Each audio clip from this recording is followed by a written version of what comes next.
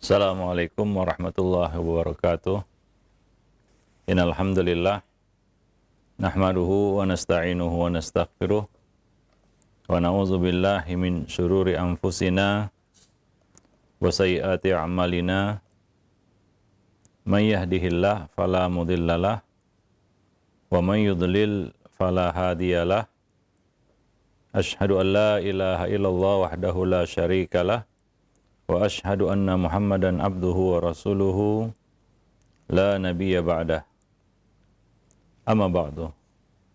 Fa inna ahsanal kalami kalamullah wa khairal hadi hadi Rasulillah sallallahu alaihi wasallam wa syarrul umur muhdatsatuha wa kullu muhdatsatin bid'ah wa kullu bid'atin dhalalah wa kullu dhalalatin finnar. Ma'asyiral muslimin wal muslimat, para pemerhati roja yang dimuliakan Allah. Pertama, kita bersyukur kepada Allah Subhanahu wa taala yang telah memberikan nikmat dan karunia kepada kita semua. Selawat beriring salam tidak lupa kita limpahkan untuk Nabi kita Muhammad sallallahu alaihi wasallam, atas keluarga beliau, sahabat-sahabat beliau, dan umat beliau sampai hari kemudian. Para pemerhati roja, kaum muslimin dan muslimat yang dimuliakan Allah, pada pertemuan yang lalu, masih bersama buku Talbis Iblis, kita telah menjelaskan beberapa di antara kelompok-kelompok batiniyah. Di antaranya adalah Al-Qaramitah, Al-Khurramiyah, At-Ta'limiyah, dan beberapa kelompok-kelompok lainnya, termasuk di dalamnya Al-Bahaiyah.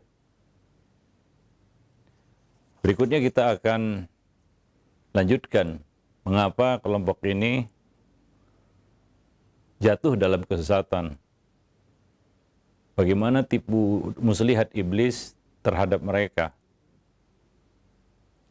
Kita akan lanjutkan pembahasan berkenaan dengan kelompok batiniyah ini, yaitu tipu muslihat kelompok batiniyah. Ibnul Jauzi mengatakan, kaum batiniyah ini memiliki tipu muslihat yang sangat berbahaya dalam mengajak manusia kepada kesesatan mereka. Mereka membedakan antara orang yang mudah diajak mengikuti ajaran mereka, awam, orang yang mungkin masih awam dan tidak mengerti agama dan mudah dipengaruhi, dan orang yang amat kecil kemungkinannya atau sulit untuk diajak, yaitu kaum terpelajar. Setiap kali mendapatkan peluang untuk mengajak seseorang, maka mereka akan melihat tabiatnya terlebih dulu, siapa yang mereka hadapi. Apabila tabiat orang itu condong kepada sikap zuhud, maka mereka segera mengajaknya berbuat amanah, jujur, dan meninggalkan syahwat. Akan tetapi apabila orang tadi mengumbar hawa nafsu, maka mereka menegaskan bahwa ibadah merupakan suatu kebodohan. Sikap wara' adalah kedunguan. Dan seorang dikatakan cerdas kalau dia mau menggapai kesenangan dunia. Nah, kepada setiap mazhab, mereka menetapkan apa yang sesuai dengan mazhab terkait. Tetapi kemudian mereka menanamkan keraguan-raguan pada akidah pengikutnya. Dan sungguh yang mau mengikuti ajakan kaum batiniyah ini adalah orang-orang yang jahil tentunya. Orang-orang yang mungkin tidak mengerti agama. Ya. Nah, demikian. Orang yang mudah ditipu daya ataupun mudah diperdaya. Nah, berapa banyak ya orang zindik yang di dalam hatinya menyimpan kedengkian dalam Islam, terhadap Islam. Ya, muncul kemudian menjajakan kesesatannya. Ya. Dan mengelabui kaum muslimin ya, kemudian menghiasi slogan-slogannya dengan sesuatu yang ya memakai label-label Islam juga. Ya, tujuannya adalah untuk ya mengelabui orang-orang yang mereka perdaya, dan tentunya untuk melepaskan mereka dari Islam. Ya, sebagaimana kita ketahui bahwa inti ajaran batiniah ini adalah sesuatu yang berkebalikan dengan ajaran Islam. Ya, nah tentunya untuk menarik kaum muslimin ke dalam kelompok ini ataupun dalam pemikiran mereka, mereka akan melihat ya siapa yang menjadi target mereka, korban mereka. Ya, kalau awam mereka menggunakan pendekatan tertentu, kalau orang itu terpelajar maka mereka juga melakukan pendekatan yang lain pula. Demikian ya tipu muslihat kelompok batiniah ini, sehingga ya mereka bisa laris menjajakan ya kesesatan mereka ataupun pemikiran-pemikiran mereka. Walaupun pemikiran itu ya jelas-jelas itu bertolak belakang dengan Islam. Ya kita tahu ya, beberapa waktu yang lalu di sini di negeri ini atau di Indonesia juga muncul kelompok-kelompok yang menawarkan ajaran yang jelas bertentangan dengan Islam. Ya, yang mengaku nabi, ya mengaku titisan ini dan titisan itu. Tapi coba lihat orang-orang yang mengikuti ajaran ini bukan hanya dari kalangan awam, ya. Bukan dari kalangan ya kita katakan orang-orang yang tidak berpendidikan ataupun ya awam, jahil.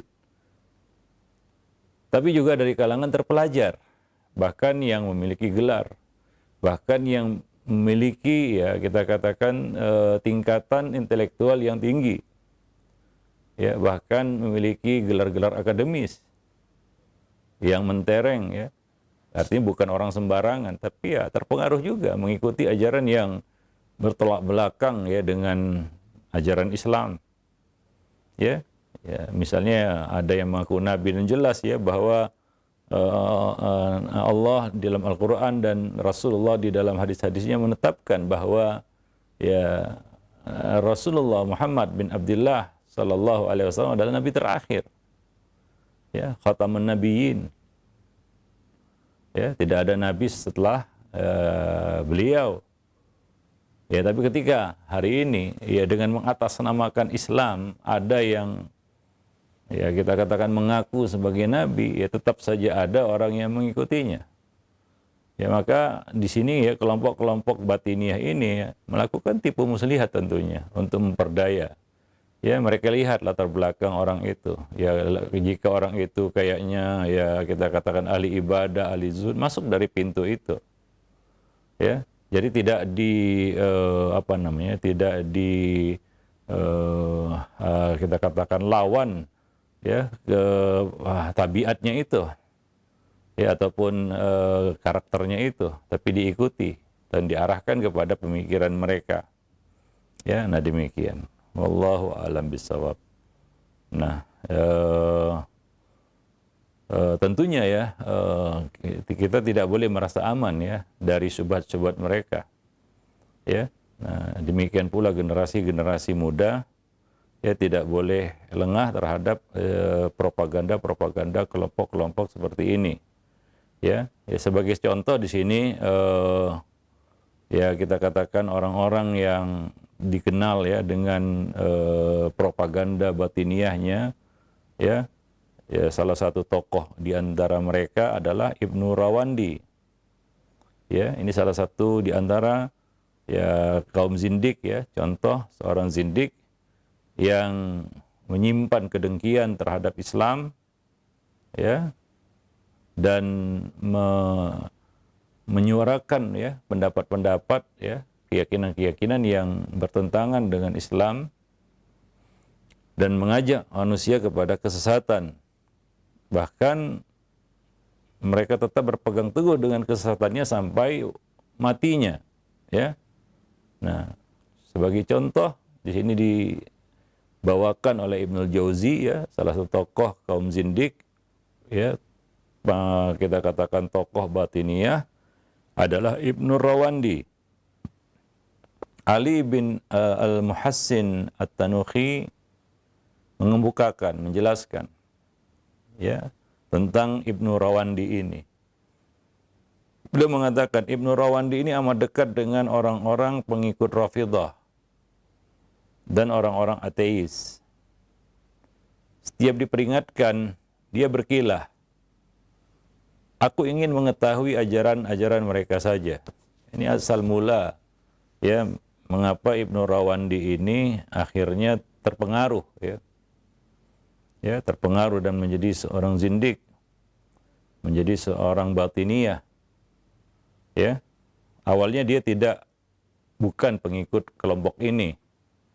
Ya, awalnya dia dekat ya, punya kedekatan dengan pengikut-pengikut Rafidhah dan dekat dengan orang-orang ateis. Ya. Orang-orang ateis. Nah, setiap kali dia diingatkan oleh teman-temannya, oleh orang-orang sekitarnya tentang bahaya orang-orang Rafidhah dan orang-orang ateis itu, dia berkilah, dia beralasan, aku ingin mengetahui ajaran mereka, ya, yaitu rasa penasaran dan ingin tahu. Ya, maka para ulama dahulu ya melarang ya kita itu duduk di majelis ahli bid'ah atau mendengarkan perkataan mereka. Karena hati itu lemah. Sementara syubhat itu cepat sambarannya. Innal qulub dha'ifah wasyubah khattafah. Ya. Imam Az-Zahabi menukil dari Sufyan Ats-Tsauri ya perkataan itu, bahwa dahulu para ulama senantiasa berpesan kepada murid-murid mereka, dan juga seharusnya ini adalah pesan yang harus disampaikan kepada ya generasi-generasi yang akan datang ya sudah kita, para guru, alim ulama, ustadz, suyukh, masyayikh, seharusnya berpesan kepada murid-murid mereka dengan pesan ini, asyubah khattafah wal qulub dha'ifah. Syubhat itu sangat cepat sambarannya, sementara hati manusia itu lemah. Artinya mencari selamat itu, menghindari itu mencegah itu lebih baik daripada mengobati. Ya, karena apabila syubhat itu sudah masuk ya ke dalam hati, ya, susah untuk dikeluarkan. Ya, susah untuk dikeluarkan. Dia akan tetap bersemayam di dalam hati itu. Dan tidak ada yang selamat kecuali orang-orang yang dirahmati Allah Subhanahu wa taala. Maka kita dengar riwayat-riwayat dari para salaf, dan itu bukanlah sikap yang berlebihan sebenarnya. Ya, itu adalah satu pilihan. Ya, kita memilih selamat. Dan itu yang dipilih oleh para ulama terdahulu. Mereka tidak merasa aman dengan hati mereka yang berbolak-balik. Maka seperti ya Ayyub As-Sikhtiyani ya menutup kedua telinga beliau ketika ada seorang ahli bid'ah, seorang Mu'tazilah yang ingin membacakan satu ayat. Beliau berkata tidak, walaupun setengah ayat. Ada orang yang berkata, wahai imam, ya apa salahnya dia membacakan satu ayat? Ya, dia membacakan satu ayat atau satu hadis. Maka apa jawaban Ayyub As-Sikhtiyani? Aku khawatir dia membacakan ayat itu lalu dia selewengkan maknanya, lalu masuk itu ke dalam hatiku. Ya, ini yang dikhawatirkan oleh Ayyub As-Sikhtiyani. Nah, beliau adalah seorang ahli ilmu, ulama. Namun demikian beliau juga tidak merasa aman terhadap hati beliau. Lalu mengapa kita hari ini yang bukan apa-apa kita merasa aman? Mendengarkan perkataan setiap orang, mendengarkan syubhat-syubhat, seolah-olah itu tidak akan berpengaruh kepada hati kita. Ya. Nah, tentunya ini tidak mungkin ya. Syubhat itu ya pergi begitu saja gitu, dari hati tanpa mempengaruhinya. Nah, kalaulah dahulu para ulama mengkhawatirkan hati mereka, ya, Sementara kita tahu kekuatan ilmu mereka dan hati mereka, ya, lalu bagaimana kita? Maka ya menghindari ya mendengarkan syubhat-syubhat ahli bid'ah itu adalah jalan selamat, jalan yang dipilih oleh para ulama salaf kita. Ya, demi menjaga kemurnian dan kebersihan hati. Ya, nah ini yang terjadi pada Ibnu Rawandi. Ya, ketika dia diingatkan oleh teman-temannya, oleh sejawatnya, oleh ya sahabat-sahabatnya sesama penuntut ilmu, dia mengatakan, aku hanya ingin tahu ajaran mereka saja. Ada sebagian kita katakan orang ya berdalih kita katakan berdalih dengan wah Ibnu Taimiyah menguasai ilmu filsafat. Ya, lalu dia belajar ilmu filsafat.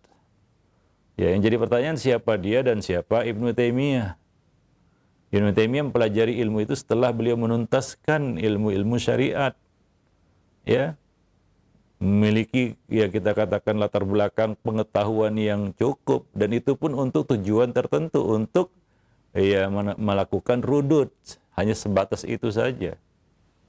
Ya, beliau belajar ilmu filsafat, bayan, mantik dan itu untuk membantah, memberikan bantahan kepada ya kelompok-kelompok itu, orang-orang itu. Sementara ya kita gunakan itu sebagai dalil untuk mempelajari ilmu tersebut, ilmu kalam. Yang mana para ulama, banyak sekali ulama yang memperingatkan kita untuk tidak menyentuh ilmu itu. Ya, kita lihat sebagian orang dengan mudah dia ya apa namanya ya, melahap ya atau memakan, menyantap ilmu-ilmu itu. Ya tanpa ya kita katakan memperhatikan keselamatan dirinya dan sepertinya dia terlalu pede bahwa dia akan selamat begitu ya. Nah, jadi itu adalah satu kita katakan istidlal ataupun argumentasi yang keliru. Ya, nah beda kita dengan Ibnu Taimiyah. Lalu dengan alasan itu kita mendalami juga ilmu kalam tersebut, ilmu filsafat itu. Ya tentunya kita tidak bisa membedakan mana yang hak dan mana yang batil. Yang kedua, kita tidak tahu ya syubhat yang dilontarkan oleh kaum filsafat itu. Ya, mungkin kita akan jadikan itu sebagai suatu kebenaran atau kita jadikan itu sebagai dasar ya, asas ya di dalam cara berpikir kita dan itu tentunya sangat berbahaya ya bagi seorang penuntut ilmu. Nah demikian, dan ini yang ya kita katakan terjadi pada Ibnu Rawandi. Dia pun mempelajari ya ajaran-ajaran ateis atau ateis itu dan ajaran-ajaran Rafidhah. Kemudian Ali bin Al-Muhassin menyingkap kesesatannya dan membantah dalil pembenarannya. Ya, dan demikian ya. Ibnul Jauzi mengatakan, siapa saja yang memperhatikan keadaan Ibnu Rawandi, dia pun mendapatinya termasuk pembesar kaum ateis. Dia mengarang sebuah kitab yang berjudul Ad-Damigh. Ya, dengan bahasan dalam kitabnya ini, dia beranggapan, ya, sudah dapat mengalahkan syariat Islam. Ya, coba lihat, akhirnya Ibnu Rawandi ini tersesat, mengikuti ajaran-ajaran kaum ateis itu, ya, mengikuti ajaran-ajaran Rafidhah. Ya, berawal dari ya kita katakan keingintahuan, ya, rasa penasaran, apa sih ajaran mereka, apa sih pemikiran mereka, ya, keisengan yang berakibat fatal ya. Akhirnya dia menjadi seorang ateis juga dan mengarang sebuah kitab tadi judulnya Ad-Damigh. Ya, dan dalam buku itu dia berusaha untuk menyaingi ajaran Islam. Ya, bahwa dia bisa buat agama seperti Islam. Ya. Nah, ini doakan oleh Ibnu Jauzi, Maha Suci Allah yang telah membinasakannya. Ya Allah mencabut nyawanya saat dia masih sangat muda.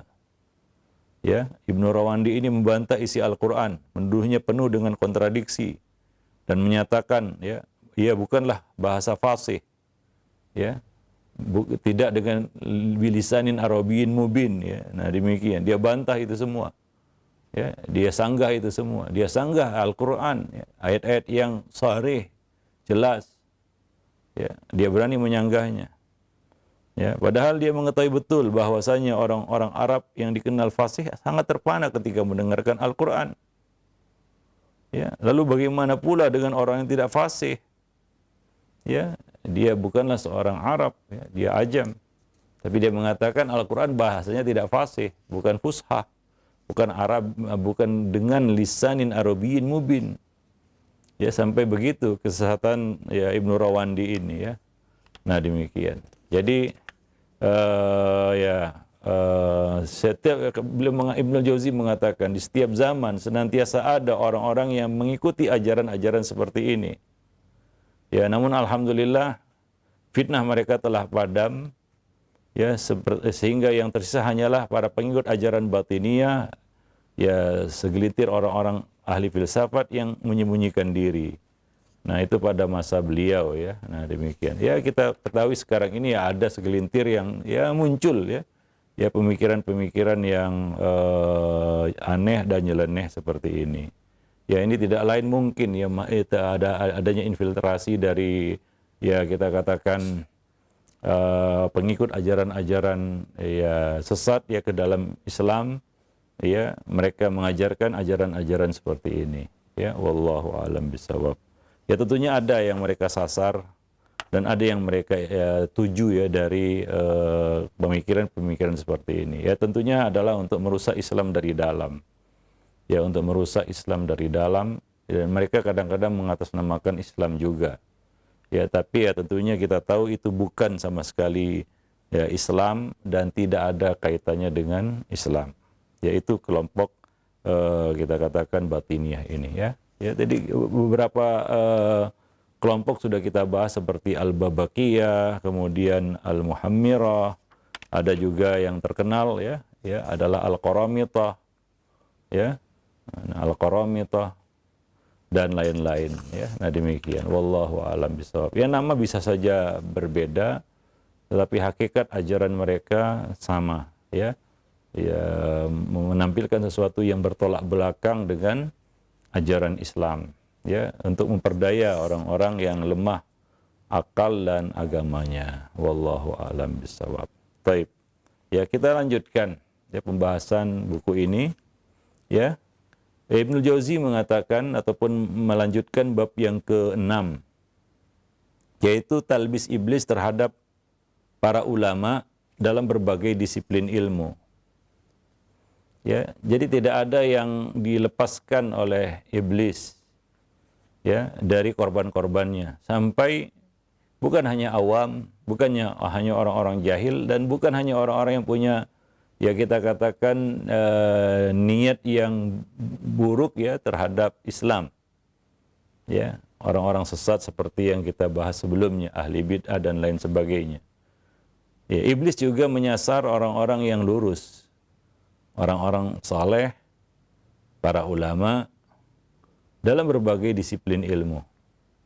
Artinya tidak ada yang dilepas oleh iblis. Ya, kita tahu bahwa semua orang itu diganggu ketika lahirnya ya hingga menangis, kecuali Isa putra Maryam ya yang tidak diganggu.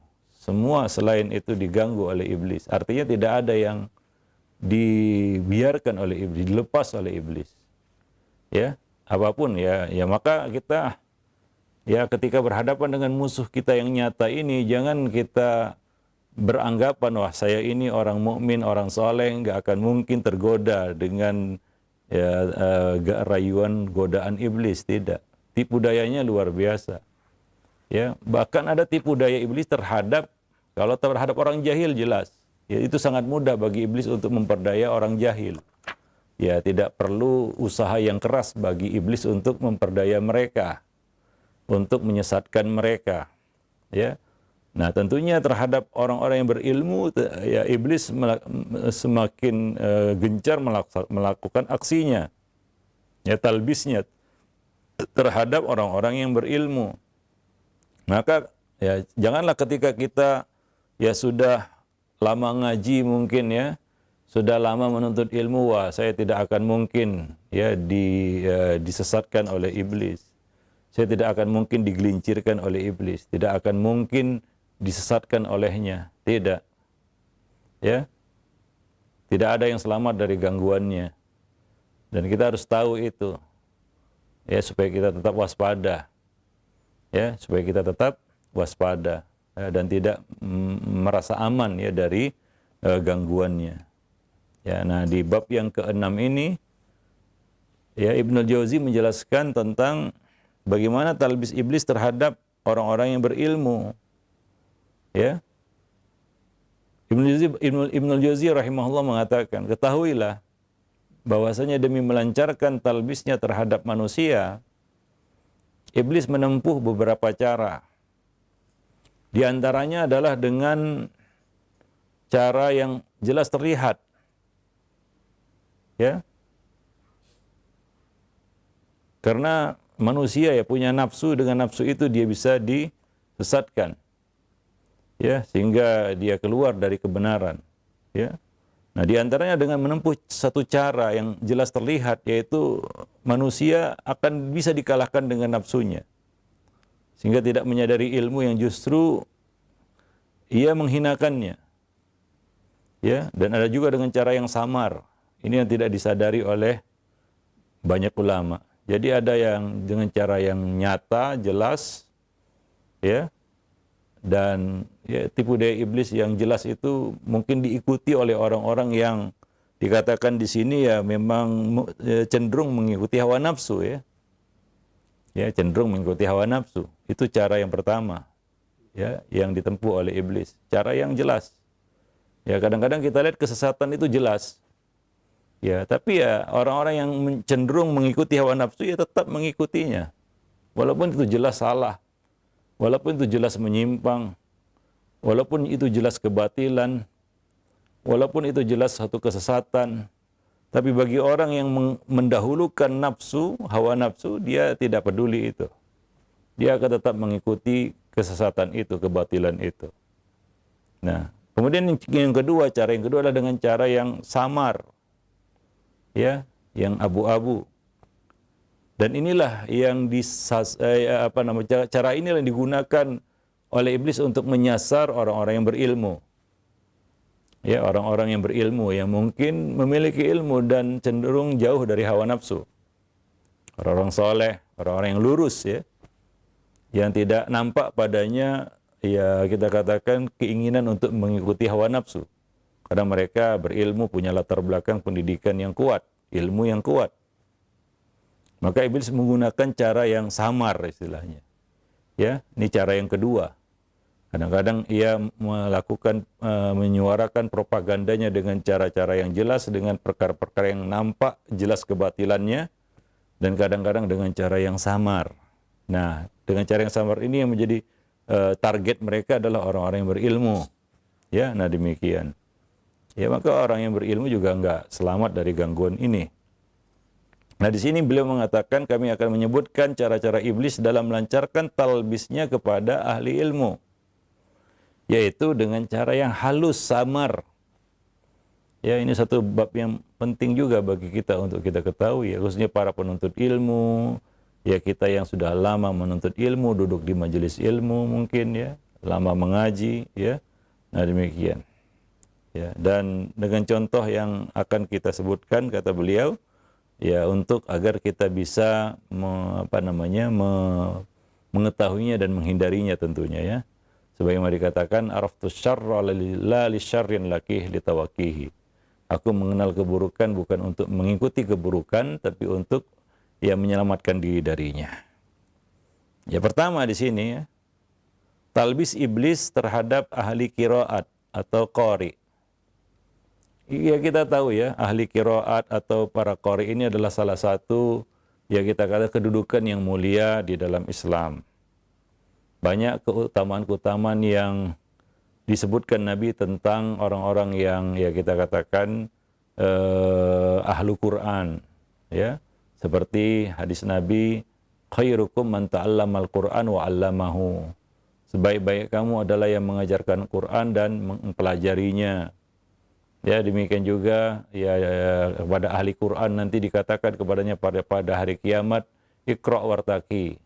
Fa inna manzilataka ila akhir suratin qara'tahu. Ya, baca dan naiklah derajatmu. Sesungguhnya derajatmu adalah pada ayat terakhir yang kamu baca.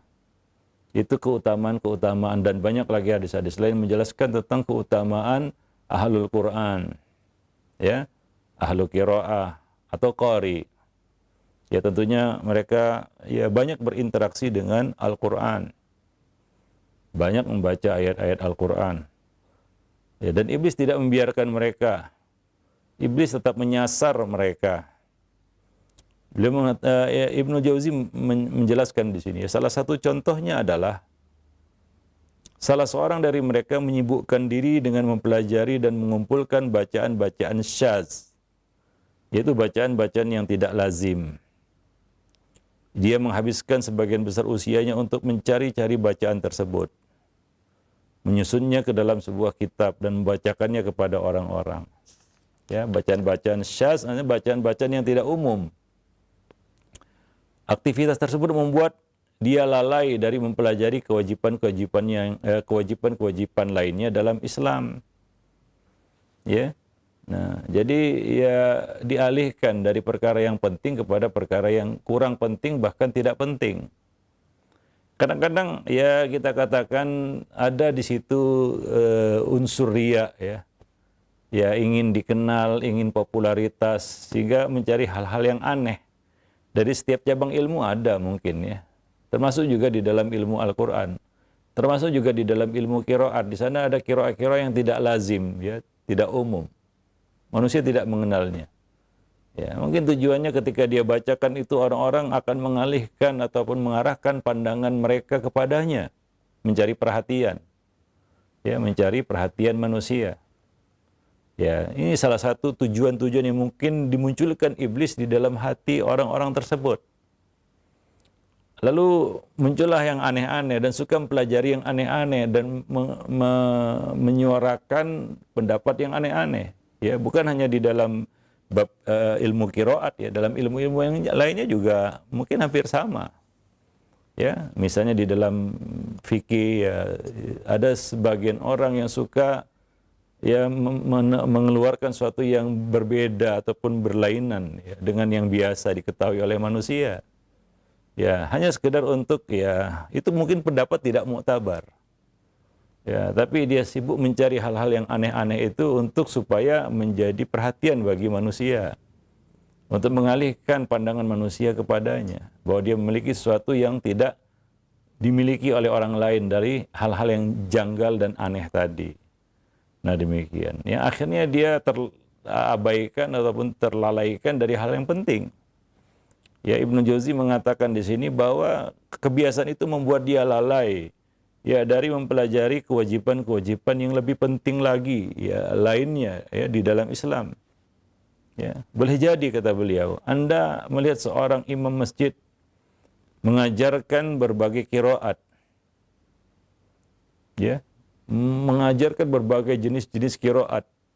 Ya, begitulah kadang-kadang kita dialihkan dari perkara yang penting kepada perkara yang kurang penting. Ya, bukan tidak baik, tapi kurang penting. Ya. Nah, coba lihat beliau mencontohkan di sini, Ibnu Jauzi mencontohkan ya seorang seorang mungkin imam masjid ataupun seorang alim mengajarkan berbagai jenis qiraat yang enggak umum, yang ya sebenarnya juga enggak begitu penting ya untuk diketahui. Ya. Nah, bagi sebagian orang itu mungkin bagi yang masih ya tingkatan dasar ya dia cukup membaguskan bacaannya dan menguasai satu jenis qiraat. Itu sudah cukup sebenarnya. Ya, untuk sholatnya dan untuk ya kita katakan interaksinya dengan Al-Qur'an. Sementara padahal dia tidak tahu apa yang dapat membatalkan sholat. Artinya pembatal-pembatal sholat saja dia nggak tahu. Tapi dia sibuk dengan hal-hal yang ya kurang berfaedah ya bagi dirinya dan bagi orang lain juga mungkin. Ya, nah demikian pengalihan ini dari hal yang kurang penting ya, dari hal yang penting kepada hal yang kurang penting ini merupakan salah satu talbis iblis. Ya kita tahu ya tingkatan ya seperti dikemukakan oleh Ibnul Qayyim bahwa target iblis yang pertama kepada manusia ini adalah menyeret mereka kepada kesyirikan, ya, kepada perkara syirik. Kalau tidak mampu maka kepada perkara bid'ah. Kalau tidak mampu kepada perkara maksiat, dosa besar dulu. Kalau tidak mampu ya dipancing dengan dosa-dosa kecil. Ya, kalau tidak mampu juga kepada perkara-perkara yang makruh. Ya, kalau tidak mampu juga dialihkan ya dari perkara-perkara yang penting kepada perkara-perkara yang tidak penting. Ya, dengan mungkin dengan pancingannya dengan perkara-perkara yang mubah. Ya, sehingga perkara yang lebih penting terabaikan. Ya, nah demikian. Nah, kalau nggak mampu juga barulah iblis mengerahkan pasukannya dari kalangan manusia untuk mengintimidasi, ya, untuk meneror orang itu supaya dapat dikalahkan. Kalau tidak kita langkah pertama, kedua, ketiga sampai kelima tadi tidak berjalan, barulah iblis mengerahkan bala tentaranya dari kalangan manusia untuk mengganggu orang itu, ya, untuk menekan, mengintimidasi orang itu. Nah demikian. Nah, satu contoh yang mungkin banyak terjadi, ya. Orang sibuk mempelajari satu jenis ilmu, sementara ilmu yang lebih penting terabaikan. Ya, tentunya ada skala prioritas di dalam menuntut ilmu. Ya, apa dulu yang harus kita dahulukan, apa yang nanti bisa kita tunda, ya. Nah, jadi ya kita katakan ini ya menuntut ilmu juga harus ada tujuan, ya. Ya, dan itu perlu bimbingan juga. Misalnya lah kita katakan kita sudah terlambat menuntut ilmu. Ya, usia sudah 60 tahunan misalnya ini. Banyak ilmu-ilmu agama yang luput dari kita. Artinya belum kita ketahui, belum kita pelajari. Ilmu-ilmu akidah, usuluddin, ya, perkara-perkara manhajiyah yang perlu kita ketahui, yang perlu kita ilmui. Kemudian dasar-dasar Islam seperti misalnya rukun Islam yang 5 yang masih mungkin berantakan karena ya mungkin orang ini telat ya, belajar Islam, mungkin baru kemarin ya belajar ilmu, ya, menuntut ilmu atau dapat hidayah lah kita katakan. Lalu dia menyibukkan dengan hal-hal yang kita katakan kurang penting. Ya. Ya, misalnya ya dia mati-matian ya misalnya dia mempelajari bahasa Arab misalnya. Ya, sampai mendalami ya nahu-nahu yang sulit lah, ya. Usianya sudah 60 tahun dan banyak yang terluput darinya dari perkara agama yang penting. Kita tidak katakan belajar bahasa Arab tidak penting, tapi bagi orang ini ya tentunya yang terbaik baginya adalah ya dia gunakan sisa umurnya untuk mendalami hal-hal yang terluput. Ya, mungkin bagi anak muda ini memang cocok bagi mereka, ya, memang ya itulah waktunya, momennya sebenarnya. Tapi bagi orang-orang yang seperti ini dan ya kita tahu kemampuannya juga sudah ya lemah, ya, kemampuan akalnya sudah lemah, tapi dia paksakan dan berkutat di situ dan gak maju-maju juga karena memang keterbatasan yang ada padanya. Ya. Ya. Belajar bahasa Arab ya udah pindah ke banyak guru, ya nggak lepas dari mubtada dan khobar aja begitu, nggak pernah lanjut gitu. Kenapa? Karena memang nggak bisa, dia sudah kandas istilahnya. Ya, apalagi disuruh menghafal sorof begitu ya. Wadduha ke bawah aja nggak hafal-hafal ya. Ya, belajar bahasa yang berat-berat ya mencoba. Kadang-kadang ya makanya perlu bimbingan. Mendalami agama ini juga perlu bimbingan supaya waktu yang kita gunakan itu efisien ya untuk keperluan yang mungkin sisa hidup kita. Orang udah 60 tahun kan sudah ya kita katakan apa ya, sudah waktunya lah untuk berbenah menyongsong akhirat kan begitu ya. Nah, ini satu contoh mungkin yang sama dengan ini ya. Yang disebutkan oleh Ibnul Jauzi di sini ya. Ya, dia mengajarkan berbagai jenis qiraat-qiraat yang aneh-aneh sementara perkara yang mendasar tentang sholatnya dia tidak tahu. Ya, si imam masjid ini, ya, fikih sholat saja yang dia sebagai imam harus tahu bagaimana cara untuk sujud sahwi, bagaimana apabila terjadi sesuatu di dalam sholat, bagaimana mengatur shaf, bagaimana ini dan itu yang berkaitan dengan kewajibannya, baik itu kewajibannya sebagai seorang muslim untuk sholat maupun kewajibannya sebagai imam di masjid. Ya, nah jadi ini ya, kita katakan salah di dalam meletakkan skala prioritas di dalam menuntut ilmu. Dan itu bisa merugikan ya bagi orang yang salah di dalam ya menuntut ilmu ya di dalam kita katakan metode menuntut ilmunya. Maka ya perlu bimbingan juga dari orang yang ya berilmu ya untuk agar dia bisa menuntut ilmu itu dengan cara yang benar, tidak serampangan, serabutan kan begitu ya.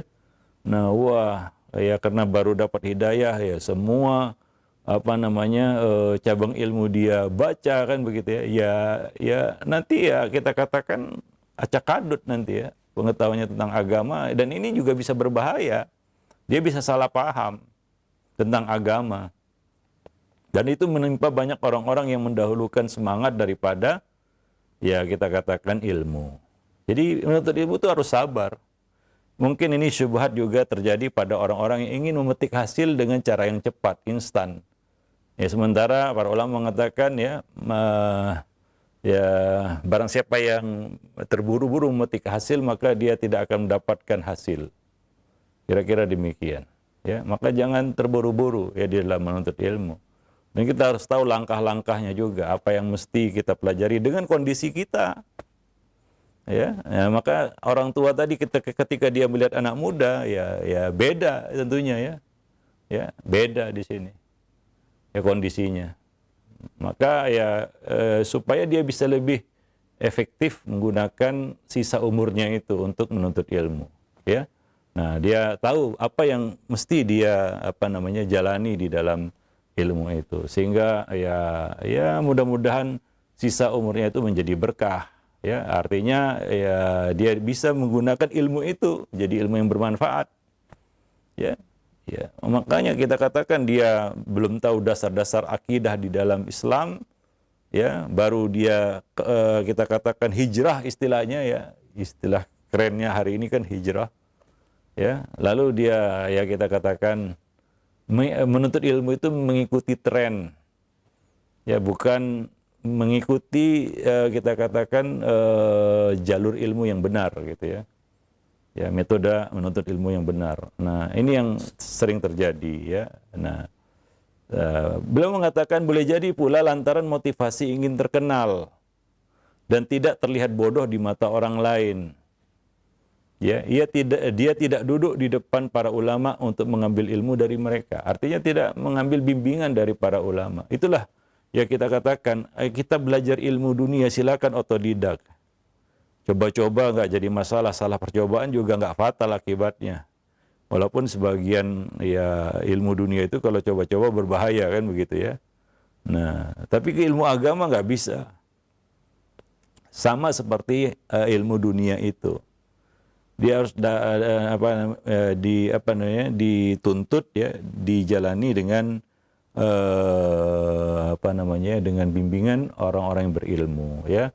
Orang-orang yang berilmu, ahli ilmu. Nah, demikian. Wallahu a'lam bishawab. Baik para pemirsa, para pemerhati roja kaum muslimin dan muslimat yang dimuliakan Allah, ya kita akan lanjutkan nanti ya bagaimana ya kita katakan talbis iblis kepada orang-orang yang kita katakan berilmu ataupun orang-orang yang para penuntut ilmu. Ya wallahu a'lam bishawab. Subhanakallah bihamdik, asyhadu an la ilaha illa anta, astaghfiruka wa atubu ilaik.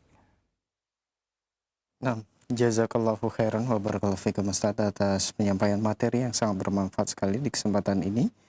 Masih berkaitan dengan tipu daya iblis pada kelompok batiniyah. Nah, ikhwatas Islam wajazakumullah, silakan bagi Anda yang ingin bertanya secara langsung. Untuk pertanyaan pertama kita awali dari pesan chat WhatsApp di kesempatan ini. Assalamualaikum warahmatullahi wabarakatuh Ustaz. Dari hamba Allah, Ustaz, mana yang harus diprioritaskan, beribadah umroh atau menikah atau membantu keluarga yang nggak mampu Ustaz? Mohon nasihatnya, syukron. Ya, dari perkara-perkara yang disebutkan tadi ada yang wajib ya. Ya, ada yang itu perkara sunnah ya. Nah, ya pertama yang wajib ya, itu menuntut ilmu ya. Ada 3 tadi ya, apa saja? Umroh pilihannya, Umroh, menikah, membantu keluarga yang ya.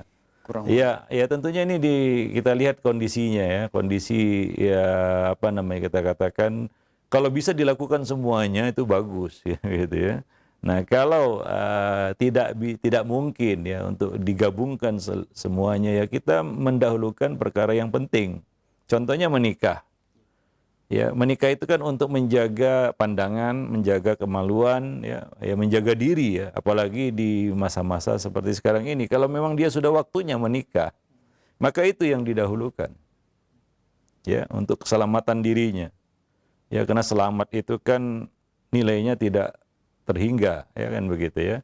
Nah, dia mulai melaksanakan perintah Nabi apabila dia sudah mampu ya. Nabi mengatakan ya ma'syaras syabab man istata'a minkumul ba'ah falyatazawwaj, kan begitu ya. Dia pemuda, dia sudah mampu ba'ah, maka perintah Nabi adalah menikah. Dia sudah mampu ba'ah, dia menikah. Itu perintah Nabi SAW. Ya, dan untuk keselamatan dirinya juga. Adapun yang lainnya itu adalah perkara-perkara yang mungkin bisa dia tunda. Ya, contohnya umroh. Ya, umroh mungkin bisa dia tunda sampai ada momen yang tepat untuk dia bisa berangkat. Ya, adapun membantu orang, ya silakan bantu. Siapa yang bisa kita bantu ya menurut kadar kemampuan. Artinya apa? Ya, 3 perkara ini bisa dilakukannya. Ya, tapi tidak sekaligus ya. Ya, dia harus pilih yang mesti ataupun yang patut dia lakukan saat itu. Ya, nah dia kondisinya menuntut dia untuk menikah, maka yang didahulukannya adalah menikah. Ya, jangan telat terlambat dia membangun rumah tangga. Ya, tentunya kan begitu ya. Ini adalah untuk masa depannya ya, jaga panjang begitu ya, keluarga itu. Nah, adapun membantu orang tadi ya. Nah, itu ya bisa dia lakukan menurut kemampuannya. Apakah dengan bantu orang dia tidak bisa menikah? Saya rasa tidak demikian. Dia bisa menikah dan dia juga bisa bantu orang, kan? Menurut kemampuannya tentunya ya. La yukallifullahu nafsan illa wus'aha. Apalagi itulah perkara yang sunnah. Ya, nah demikian. Ya, wallahu alam bisawab. Adapun umroh, ya mungkin dia, ya kalau kita bicara sekarang juga belum bisa umroh, kan begitu ya. Nah itu bisa dia tunda. Ada hal-hal yang bisa lapang waktunya. Artinya ya dia bisa tunda itu ya. Nah demikian. Wallahu alam bisawab.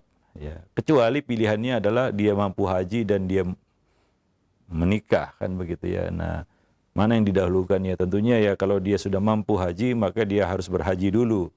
Ya, menikah ya bisa dia lakukan setelah itu, kan begitu ya. Jika dia mampu melakukan perjalanan ke situ, karena itu adalah rukun Islam. Adapun umroh tentunya kewajiban umroh ataupun perintah umroh tidak seperti perintah haji, kan begitu ya. Nah, ketika dia sudah mampu haji, maka secara otomatis dia umroh. Kenapa? Karena haji dan umroh sudah bersatu sampai hari kiamat, kan begitu ya.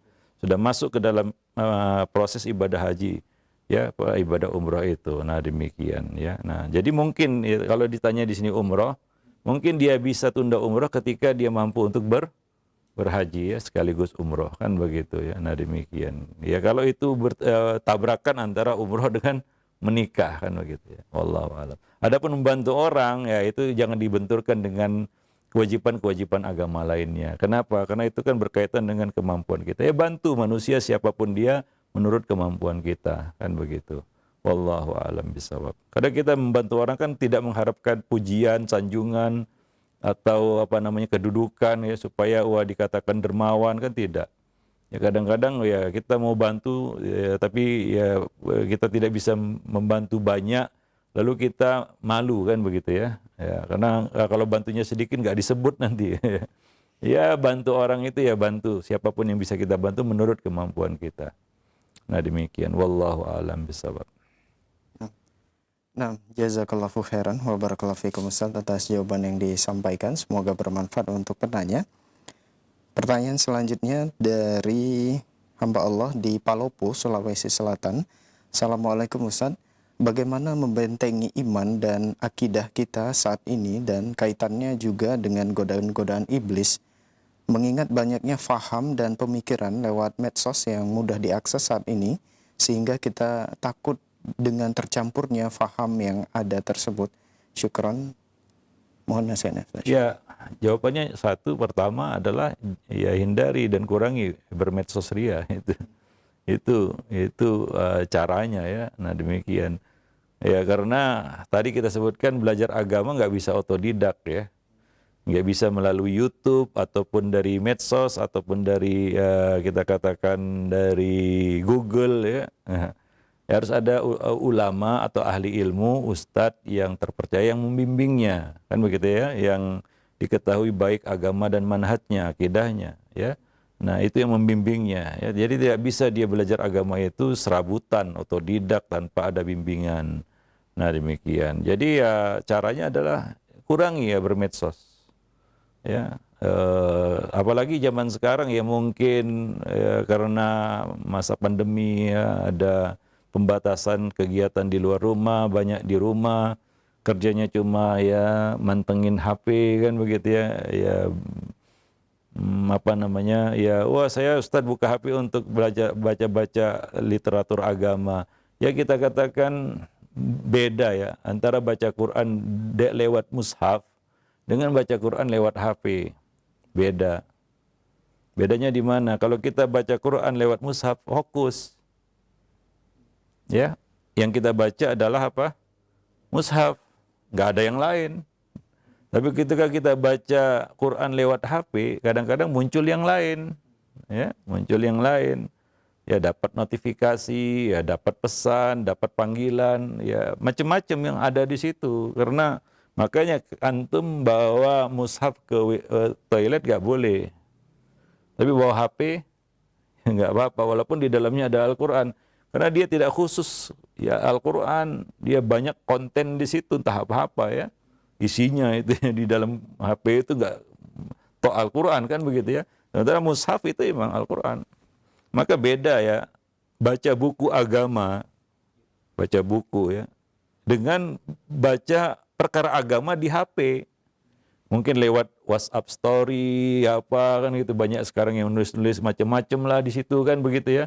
Ya kita bedanya di mana? Ketika kita baca buku, misalnya buku ini kita baca, ya kita bersama buku ini.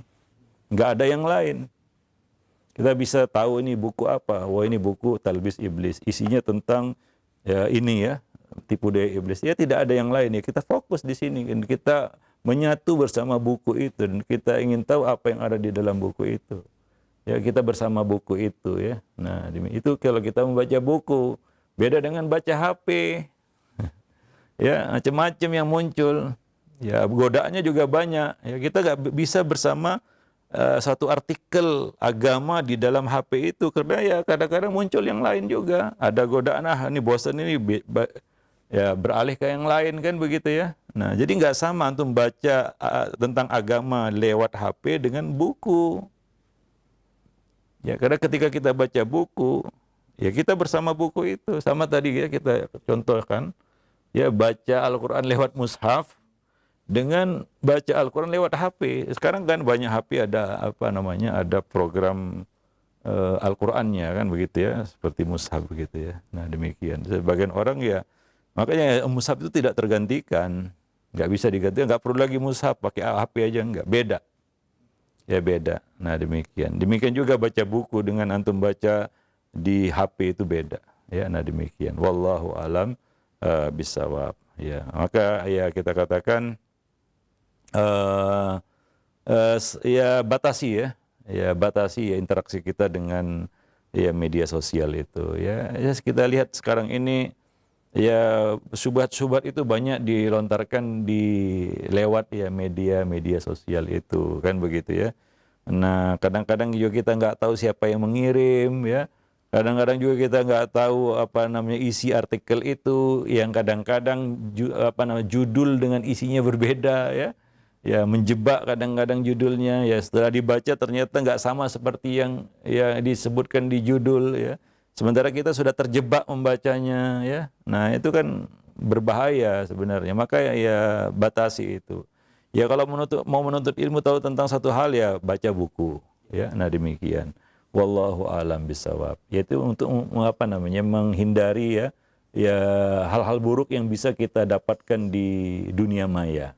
Ya, di media sosial, di Google, di YouTube dan lain sebagainya. Wallahu alam bisawab. Nah, jazakallahu khairan wa barakallahu fikum Ustaz atas jawaban yang disampaikan. Semoga bermanfaat untuk penanya. Baik, pertanyaan berikutnya dari Pak Sartono. Assalamualaikum warahmatullahi wabarakatuh, Ustadz. Usia saya sudah 60 tahun lebih.